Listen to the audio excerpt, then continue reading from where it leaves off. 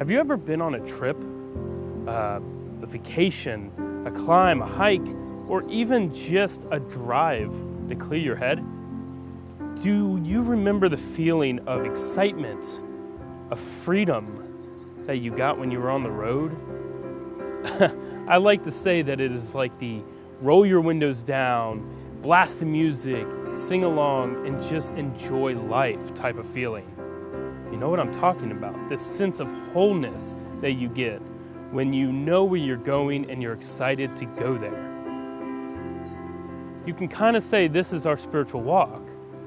This is what we want to achieve, but a lot of us don't. We have to get going again. We have to push forward. We have to feel that excitement. We have to remember our purpose and our destination. So no matter where we are on this path, we can get moving again. We can set a course and head to our destination and find purpose and freedom. So come on, let's go find our place in this journey. Hey, I'm Dave Beiser. I'm the Vision Pastor at CrossPoint Church in Harrisburg, Pennsylvania. I'm glad you're checking out this video with us and checking into our discipleship plan at CrossPoint Church.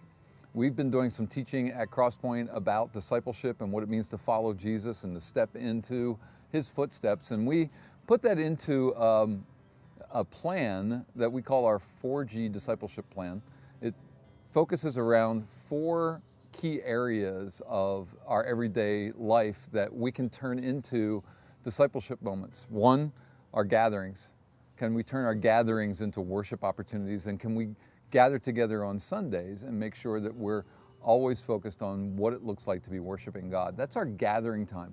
We also talk about what it means to grow, because we know that every person who's alive is growing in some way, and that we're lifelong learners. And so that means we're growing. We're always moving toward a goal. And I believe that we grow until our very last breath, that God is not done with us until it's time for us to go home. And so I believe we're always on a growth pattern and always on a journey.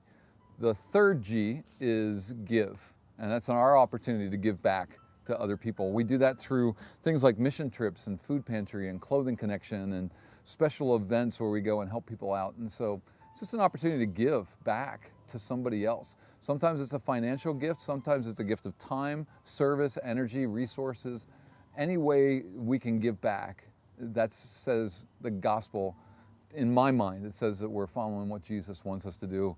We need to keep getting better at that. That's part of the journey. And then the 4th letter, the 4th item in our discipleship plan is guide. And that's the idea of guiding somebody else, because we know that in your life and in mine, somebody's watching. Somebody's always watching us. Somebody's checking us out to make sure that we're doing what we say we are supposed to do and acting in a way that we say we believe. Our kids watch us at home. People watch us at work. Fellow drivers on the road are watching, especially if you have one of those Christian bumper stickers, right? People are just watching to see if you actually live out what you proclaim. And so I think we can get better at doing that, better at making sure that we're guiding somebody else on purpose, doing things purposefully to make sure that the people who are watching are catching Jesus when they see us, catching an idea of what it looks like to be a believer. So what we did was we made a pretty clear idea. We're good on figuring out where they were at. And we believe that we all need to know that, because in Psalm number 25, verses 4 and 5, David, the king of Israel, cries out to God, and he's like, show me your path, teach me your ways, teach me your truth. Don't leave me out here on my own, but show me what you want me to do. And I think a lot of us would love for Jesus to just show us the way, put a spotlight on the path right in front of us. And He's really done that. He's done that through His Word. He's done that through worship. He's done it through the ways that we can grow, give, and guide. And so we're just committed to making sure that you get a chance to find out what your next steps are. And as a church, our job is to offer you next steps, to make sure that whatever it is you need to do and whatever your next step needs to be, that offering is around for you, that opportunity is there for you, whether it be getting your finances together and making sure that your finances reflect your godly beliefs, or your marriage, or your kids and family, or your work, and whatever those decisions might be that you need to make. I mean, that was David's plea, right? In Psalm 25, it's like, Lord, lead me. There are times when we need to make serious decisions. And the more we follow Jesus, the more we get on track with him, and the more we get onto the journey, I believe we get more information from Jesus about what it is we're supposed to do and what our next steps are. The Bible actually says that God's word is a lamp for our path. It shines right in front of us and gives us a way to go. And so we just want to encourage people and give people the tools they need to get to that place where they're seeing the path clearly in their life. So here's what we did. We created an assessment, literally a bunch of questions that you can rate yourself or score yourself. I don't want to get into the idea of scoring and test, and there's no grade at the end of this, but it's just a personal assessment that you can say, I'm okay in this area, but it can also show you that there are those areas in your life where you need some improvement. And so you can find that assessment on our website.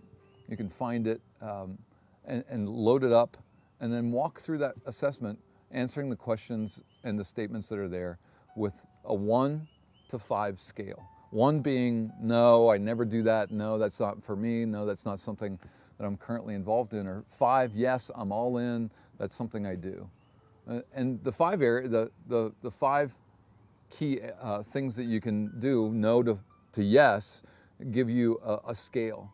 In the 4 areas of our 4G discipleship plan: gather, grow, give, guide.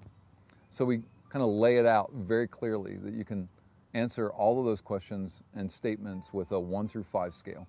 And then at the end, you kind of tally it all up and say, okay, well, it looks like I'm pretty strong in this area. It looks like I need some improvement in this area over here. And that gives you a way to be able to say, okay, what do I do next?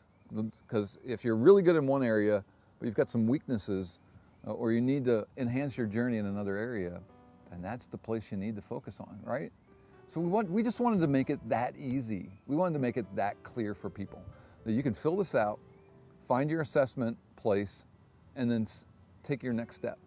So here's the really neat part of this. As you fill out your survey, and on Sunday, June the 3rd, on Sunday, June the 3rd, we had our entire congregation fill out one of these assessments. So we had almost 500 people filling out their assessment, letting us know that this is where I'm at in my spiritual journey. Now, what's really great is they took a scorecard home with them and they left the assessment with us. And so we're going to tally all those assessments up, because what that does for us as a church is it tells us how we can help you. See, the more we know about where you're at in your journey, the more we can offer the things that you need, the things that will help you in your journey, the things that will advance your journey and move the bar just a little bit closer for you in your desire to look more like Jesus and follow him every day. So that's why the assessment works for us, because it helps us provide the services, the Bible studies, the financial classes, marriage classes, family classes, parenting classes. It helps us do all that stuff for you so that we can help you in your journey. That was our hope, and we just wanted to make it that easy. So fill out the assessment, send it into us, or hit send, forward it, email it, drop it off in snail mail, or drop it off at the office. We'd love to have your assessment so that we can see where you're at. Please don't sign it. We don't need it signed. We just need to know where you're at so that we can offer the things that you need as you take your spiritual journey. All right, that's everything I've got. Your next step is to take the assessment. I hope everything goes well. I hope God blesses you as you take your next steps in the journey in looking more like Jesus Christ. All right, take care from CrossPoint Church. See you.